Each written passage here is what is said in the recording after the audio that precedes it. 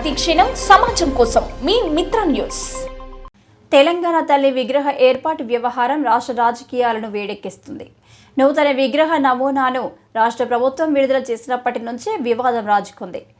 కాంగ్రెస్ ప్రభుత్వం విడుదల చేసిన తెలంగాణ తల్లి రూపాన్ని బీఆర్ఎస్ శ్రేణులు వ్యతిరేకిస్తున్నారు.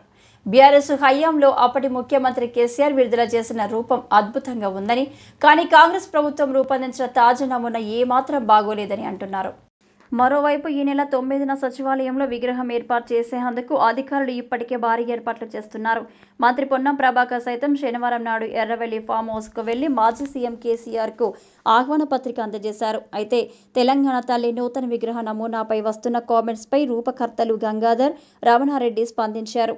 తెలంగాణ తల్లి రూపకర్తలు గంగాధర్, రమణారెడ్డి మాట్లాడుతూ, తెలంగాణ తల్లి చేయి కాంగ్రెస్ చేయి కాదు, అభయహస్తం చేతులు ఉన్న వాళ్ళంతా కాంగ్రెస్ వాళ్ళ, సైకిల్ తొక్కుతున్న వాళ్ళంతా ఒక పార్టీకి సంబంధించిన వాళ్ళ. తెలంగాణలో అనేక ప్రత్యేక పండుగలు ఉన్నాయి.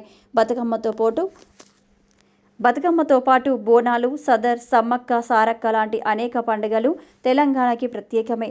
తెలంగాణ తల్లి సాధారణ మహిళగా ఉండాలని ముఖ్యమంత్రి రేవంత్ రెడ్డి చెప్పారు. పోరాట స్ఫూర్తి కనిపించేలా విగ్రహాన్ని తయారు చేయాలని ఆయన సూచించారు.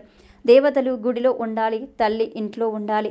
తెలంగాణ తల్లి విషయంలో కేసీఆర్, రేవంత్ ఆలోచనలు వేరువేరుగా ఉన్నాయి. తెలంగాణ తల్లి రూపం కోసం అనేక స్కెచ్లు తయారు చేశాం. ప్రజలు పోరాడి తెలంగాణ రాష్ట్రాన్ని సాధించుకున్నారని అర్థం వచ్చేలా విగ్రహాన్ని తయారు చేశాం. తెలంగాణ సమాజం అంతా కొత్త తెలంగాణ తల్లి రూపాన్నే ఇష్టపడతారు అని చెప్పారు.